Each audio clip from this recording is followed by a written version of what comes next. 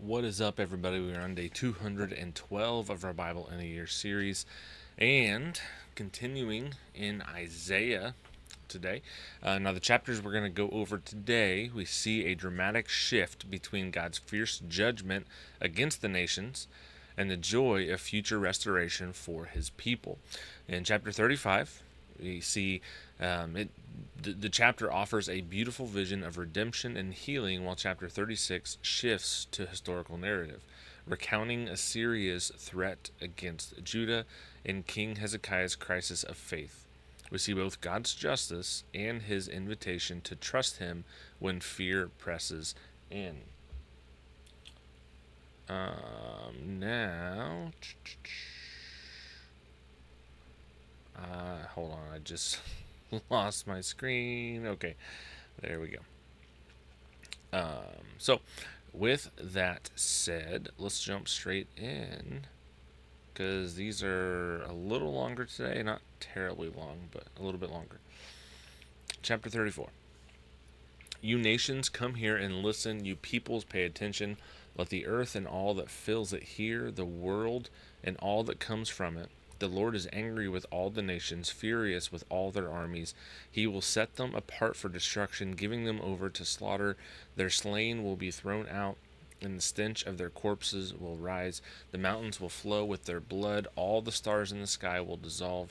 The sky will roll up like a scroll, and its stars will all wither, as leaves wither on the vine and foliage on the fig tree. When my sword has drunk its fill in the heavens, it will then come down on Edom and on the people I have set apart for destruction. The Lord's sword is covered with blood, it drips with fat, with the blood of the lambs and goats, with the fat of the kidneys and of rams. For the Lord has a sacrifice in Bozrah, a great slaughter in the land of Edom. The wild oxen will be struck down with them, and young bulls with the mighty bulls. Their land will be soaked with blood, and their soil will be saturated with fat. For the Lord has a day of vengeance, a time of payback, or of paying back Edom for its hostility against Zion. Edom's streams will be turned into pitch, her soil into sulfur. Her land will become burning pitch. It will never go out day or night. Its smoke will go up forever. It will be desolate from generation to generation. No one will pass through it forever and ever. Eagle, owls, and herons will possess it, and long-eared owls and ravens will dwell there. The Lord will stretch out a measuring line and a plumb line over her, for her destruction and chaos. No nobles will be left to proclaim a king, and all her princes will come to nothing. Her palaces will be overgrown with thorns, her fortified cities with thistles and briars. She will become a dwelling for jackals, an abode for ostriches. The desert creatures will meet hyenas, and one wild goat will call to another. Indeed, the night birds will stay there and will find a resting place. Sand partridges will make nests there. They will lay and hatch their eggs, and will gather their broods under the shadows. Indeed, the birds of prey will gather there, each with its mate. Search and read the scroll of the Lord. Not one of them will be missing. None will be lacking its mate, because he has ordered it by my mouth, and he will gather them by his spirit. He has cast the lot for them. His hand allotted their portion with a measuring line. They will possess it forever. They will dwell in it from generation to generation.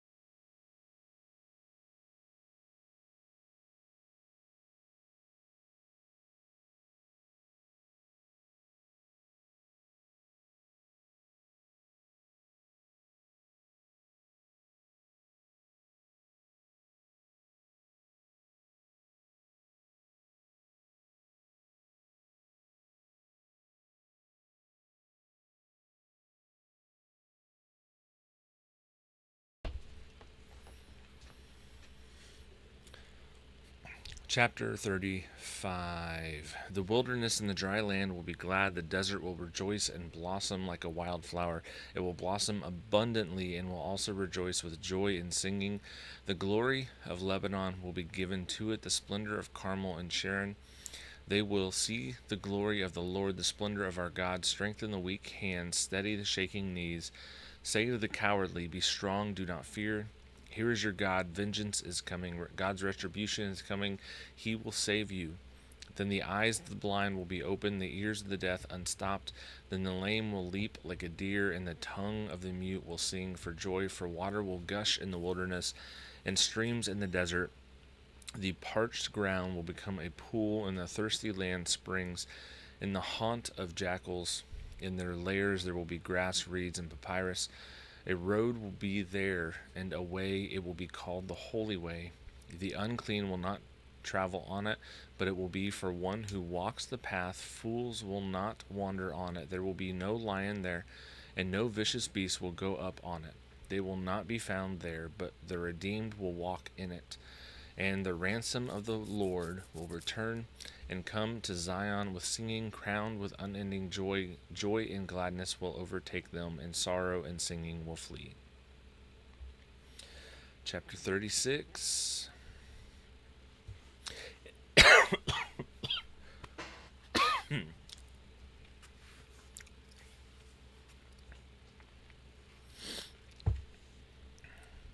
Chapter 36. In the 14th year of King Hezekiah, King Sennacherib of Assyria attacked on the fortified cities of Judah and captured them. Then the king of Assyria sent his royal spokesman along with a massive army from Lachish to King Hezekiah at Jerusalem. The Assyrians stood near the conduit of the upper pool by the road to Launderer's Field. Eliakim, son of Hilkiah, who was in charge of the palace, Shebna, the court secretary, and Joash, son of Asaph, the court historian, came out to him. The royal spokesman said to him, tell Hezekiah, the great king, the king of Assyria, says this, what are you relying on? You think mere words are strategy and strength for war? Who are you now relying on that you have rebelled against me? Look, you are relying on Egypt, that splintered reed of a staff that will pierce the hand of anyone who grabs it and leans on it. This is how Pharaoh, king of Egypt, is to all who rely on him. Suppose you say to me, we rely on the Lord our God. Isn't he the one whose high places and altars Hezekiah has removed, saying to Judah and Jerusalem, you are to worship at this altar? Now make a deal with my master, the king of Assyria. I'll give you 2,000 horses if you're able to supply riders for them. How then can you drive back a single officer among the least of my master's servants? How can you rely on Egypt for chariots and horsemen? Have I attacked this land to destroy it without the Lord's approval? The Lord said to me, attack this land and destroy it. Then Eliakim, Shebna, and Joah said to the royal spokesman, please speak to your servants in Aramaic. Since we understand it, don't speak to us in Hebrew, within earshot of the people who are on the wall. But the royal spokesman replied, has my master sent me to speak these words to your master and to you, and not to the men who are sitting on the wall, who are destined with you to eat their own excrement and drink their own urine? Then the royal spokesman stood and called out loudly in Hebrew, listen to the words of the great king, the king of Assyria. This is what the king says, don't let Hezekiah deceive you, for he cannot rescue you. Don't let Hezekiah persuade you to rely on the Lord, saying, the Lord will certainly rescue us. This city will not be handed over to the king of Assyria. Don't listen to Hezekiah, for this is what the king of Assyria says, make peace with me and surrender to me, then every one of you may eat from his own vine and his own fig tree, and drink water from his own cistern until I come and take you away to a land like your own land, a land of grain and new wine, a land of bread and vineyards. Beware that Hezekiah does not mislead you by saying, the Lord will rescue us.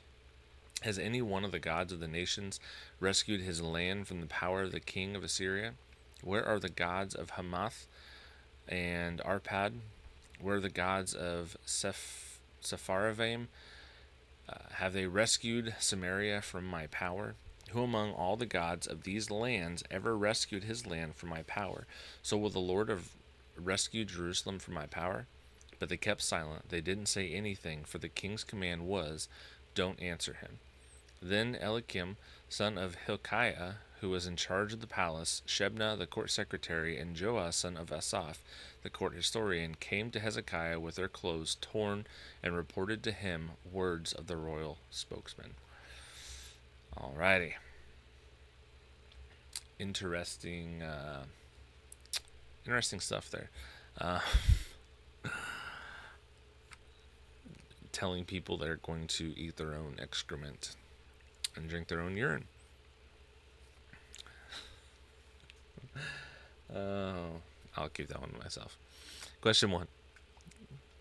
How do Isaiah 34 and 35 present the contrast between God's judgment and redemption? What does this reveal about his character? So we see in 34 talking about, and really the point is getting across that this land is going to be taken back over by the wild, all these different wild animals, and what those animals are going to be doing there, and they're not going to have they're not going to have really much competition. Like it's basically saying these wild animals are going to come back in and take over, and that's not something you see in a land that is generally controlled by man. Wild animals don't thrive in a land that is controlled by humans typically. And then what we see in 35 is the coming back to that land, a restoration.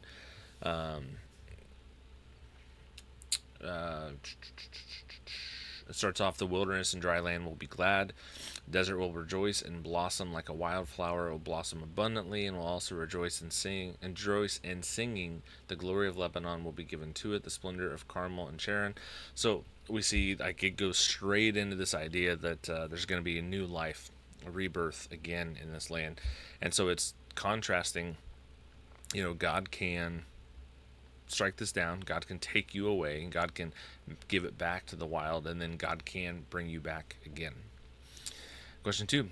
What is the significance of the highway of holiness in Isaiah 35, and how does it point forward to God's redemptive plan? Let's see.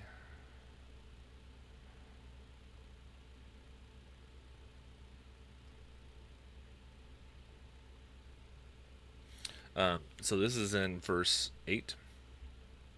It says, a road will be there and a way. It will be called the holy way. The unclean will not travel on it, but it will be for the one who walks the path. Fools will not wander on it.